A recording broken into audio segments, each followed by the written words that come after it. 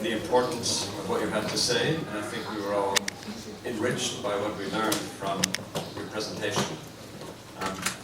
Now we'll move to the next speakers, and then hopefully we'll have a chance, if there are questions, Professor Levin, after we've heard the other presenters. So I'd like to invite Mr. Toomas Hiio up to the podium. He's the research director at the Estonian War Museum in Tallinn. He's been an advisor to President Meri. He's on the board of the Estonian Memory Institute, which is sponsored by the current president, Toomas Hiio, and he also played an important role with the International Commission to investigate crimes against humanity in Estonia during the Second World War, which was initiated by President Meri and was headed by the Finnish diplomat Max Jakobson. So, Toomas, you will continue partly from what Professor Levin was saying about the Jewish academic organizations in the interwar period. Thank you, Anders. My time is short, so ladies and gentlemen, excellencies, I will skip my very long introduction. And I have anyway say something about three very important things for the beginning. The University of Tartu, then the Baltic provinces of Imperial Russia, and then also the Jewish population, Jewish communities in the Baltic provinces. The University of Tartu, founded by the King of Sweden, Gustav II Adolf, in 1632, has always been a multinational university. During the 13th century, the majority of students were the Baltic Germans and Swedes, some Finns and one Latvian among them. After the re-establishment of the university in 1802, the university founded 4 Baltic German students, developed during the first century of its existence into the University of Baltic Germans, Russians, Poles, Jews, Latvians and Estonians. After came also Ukrainians, Belarusians, Georgians, Armenians and many other peoples of Russian Empire. So there were about 1,600 students who were enrolled to the Swedish University in Tartu in the 17th century. The figure of the students of the University of Tartu from 1802 to 1918 was much bigger, about 28,000 students. In the Estonian University from 1919 to 1940, there were up to 20,000 students enrolled. The University of Tartu was re-established in 1802 as German language university for the 3 Baltic provinces. The 3 Baltic provinces were then the Livonian and Estonian province.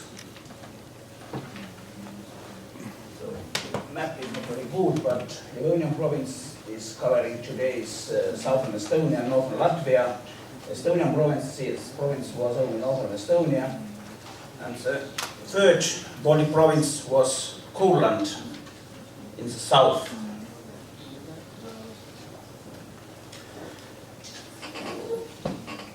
While the provinces of Livonia and Estonia were conquered by Russia already in 1710, so the Courland was united with Russia almost a century later during the last Polish division in 1795.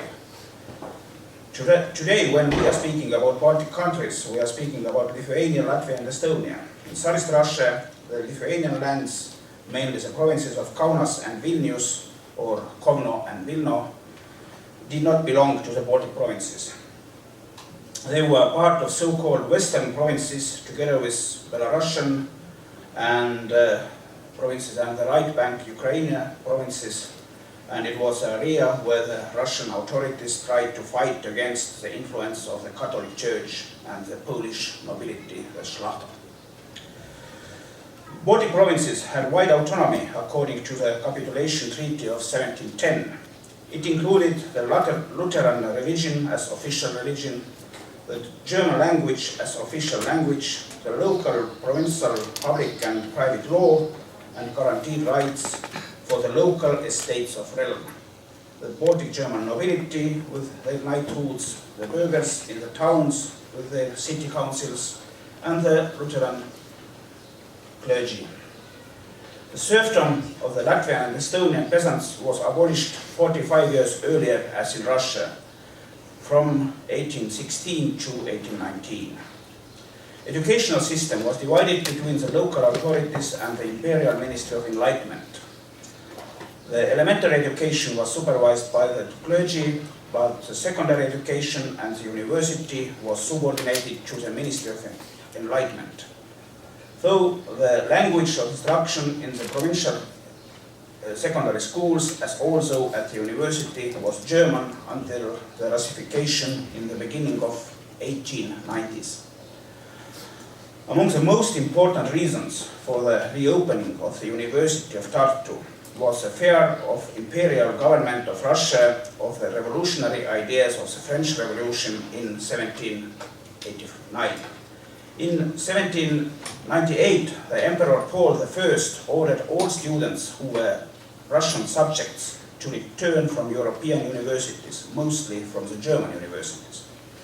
Most of them were the Baltic Germans, and for them the university was founded in Tartu again.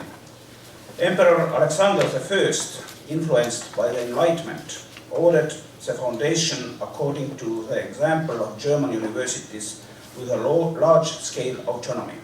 So the Tartu University was an autonomous imperial university for the autonomous Baltic provinces. Russian Empire got the most of its Jewish population during the divisions of Poland. In 1791, the Empress Katarina II issued an order of the Pale of Settlement, in Russian Cheta Osiedlosti. To this area belonged the provinces, mostly the former Polish lands where the settlement of Jewish population was allowed.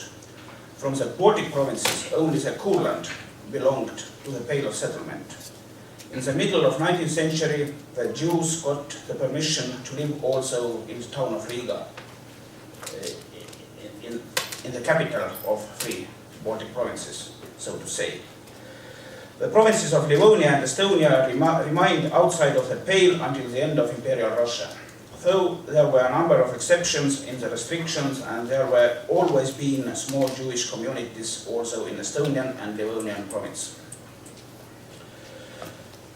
Soon after the establishment of the national composition of the student body at the Tartu University began to change. Although the university was established for the Baltic provinces, a lot of German students from St. Petersburg came to Tartu. After the Polish insurrection of 1831, the Polish universities in Warsaw and Vilnius were closed by the Russian authorities, and a lot of Poles who did not want to study in the Russian universities came to Tartu.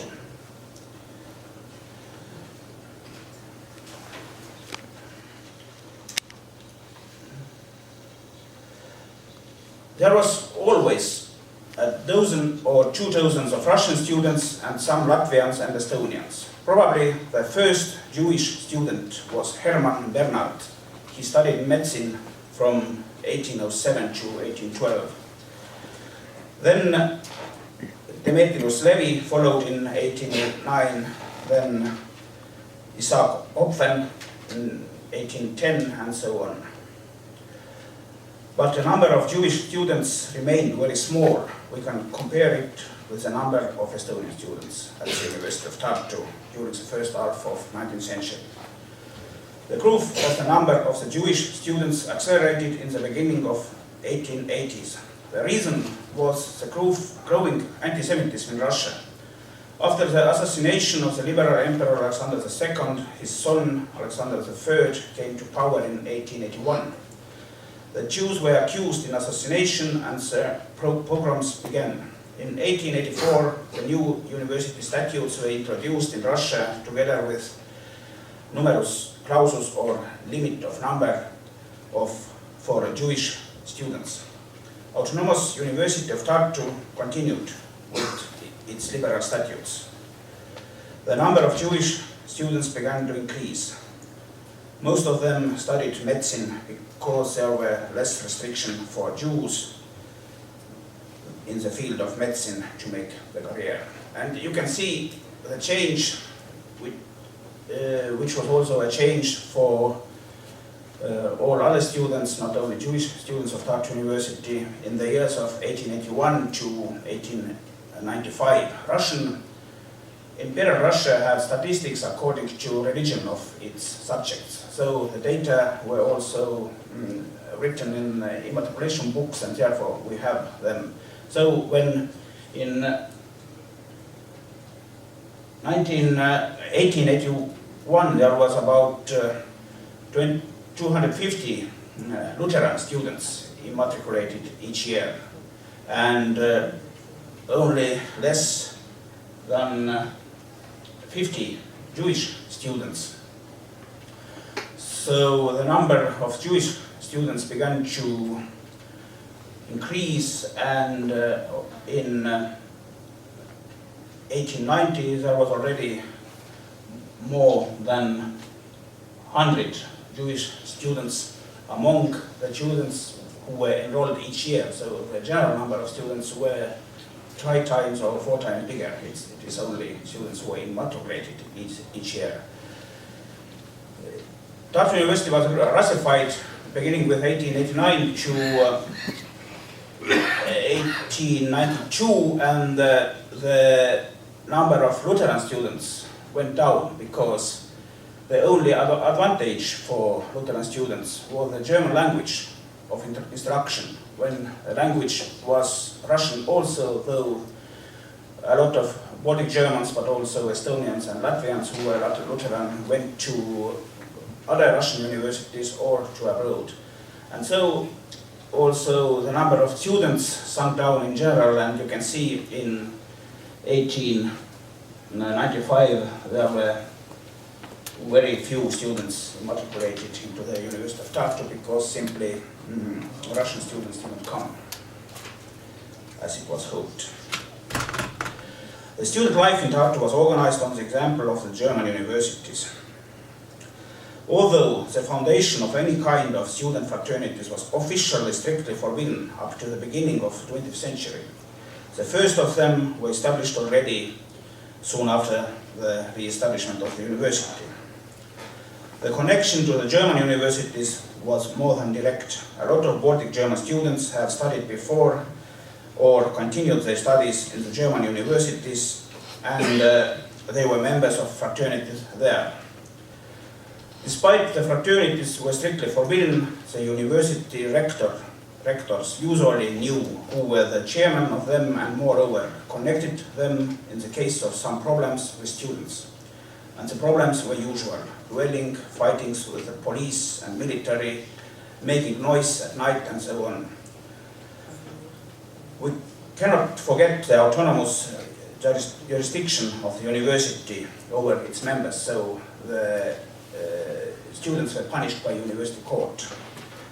On the other hand, the duels were punished by the criminal court in Russia, and a number of students were sent to the jail or to the military as simple soldiers. And the service in the Russian troops in Caucasus was a fearful thing in the middle of the 19th century. The student life was subordinated to the special law, which was not public but enforced by the fraternities, the so-called Allgemeiner Kommand. The Allgemeiner Kommand was kept in power through Chargiten Convent. It was a council of initially 4 Baltic German corporations. Later some other corporations also were accepted as the members. In 1855, a new curator was appointed for the Tartu University, and he legalized the fraternities. So, since 1855, the student fraternities were legal, and the student fraternities could exist only with registration by the Minister of Enlightenment of Tsarist Russia personally. But since 1860s, there were also founded other societies. In the rules for students, there was an article which allowed to found so-called wissenschaftliche literarische Gesellschaften, or then scientific, literary, but literarisch we have to understand as humanities, so science and humanity societies. And so you can see here the list of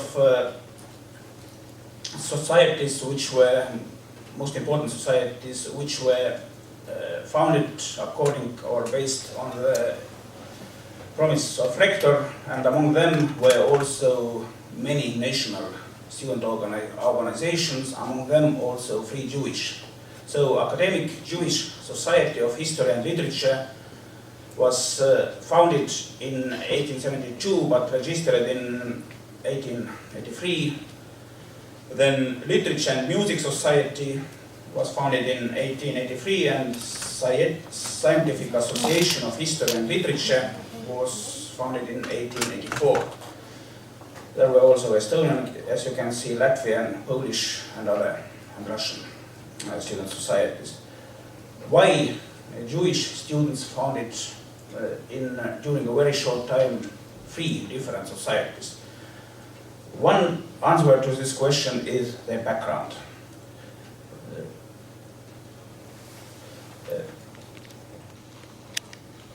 In Tartu University, the system was that every year, every student society has to send to the university government the list of its members. So we can find out from where also the students, the members of the societies came. And here we can see that academic society was mostly society of Jewish students outside of Baltic provinces. They came from mostly from Kherson province and Odessa, from Vilnius province, Vitebsk province, Minsk, Grodno, Mohilev, and other. And the number of members from Baltic provinces was very small. Literature and Music Society and also Association for History and Literature were the societies of Jewish students from Baltic provinces. It means mostly from Kurland and from the town of Riga also. And what is the difference between 2 Jewish societies from Baltic provinces? One reason seems to be that one society has most of members who had went the secondary school in Liepaja or Liibau, and the other then the most of members came from secondary school from Miita or Jelgava.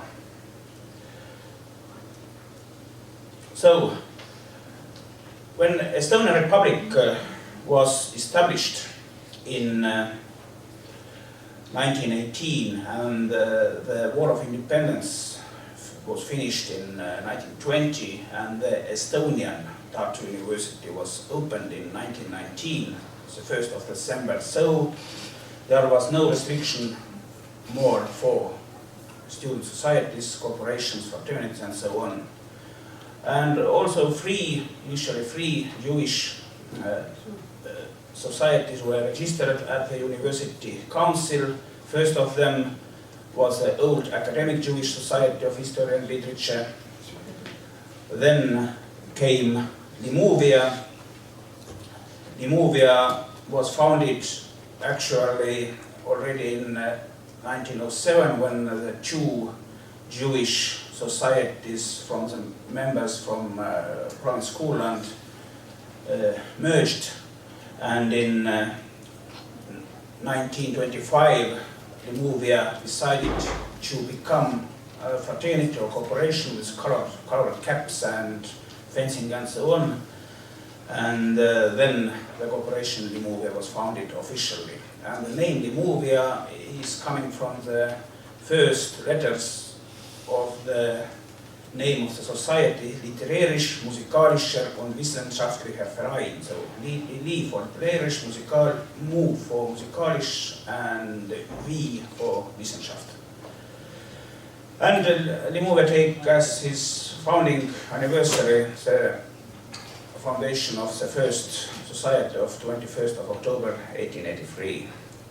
But things changed also in political sense, and in the Zionist movement was popular also among the Jewish students in Tartu. In the beginning of 20s, Vladimir Jabotinsky visited Riga.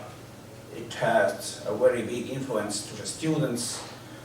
The importance of what you had to say, and I think we were all enriched by what we learned from your presentation. Now we'll move to the next speakers, and then hopefully we'll have a chance, if there are questions, Professor Levin, after we've heard the other presenters. So I'd like to invite Mr. Toomas Hiio up to the podium. He's the research director at the Estonian War Museum in Tallinn. He's been an advisor to President Autonomy. He's on the board of the Estonian Memory Institute, which is sponsored by the current president, Toomas Hiio. And he also played an important role with the International Commission to investigate the importance of what you had to say, and I think we were all enriched by what we learned from your presentation. Now we'll move to the next speakers, and then hopefully we'll have a chance, if there are questions, Professor Levin, after we've heard the other presenters. So I'd like to invite Mr. Toomas Hiio up to the podium. He's the research director at the Estonian War Museum in Tallinn. He's been an advisor to President Autonomy. He's on the board of the Estonian Memory Institute, which is sponsored by the current president, Toomas Hiio. And he also played an important role with the International Commission to investigate the importance of what you had to say, and I think we were all enriched by what we learned from your presentation. Now we'll move to the next speakers, and then hopefully we'll have a chance, if there are questions, Professor Levin, after we've heard the other presenters. So I'd like to invite Mr. Toomas Hiio up to the podium. He's the research director at the Estonian War Museum in Tallinn. The page of it, the statutes of Hasmonea were in German, but the Farbenlied, or banner song, was in Hebrew, and it was composed by Vladimir Jabotinsky, and it is a page of with his song, or the words of the song actually. The youngest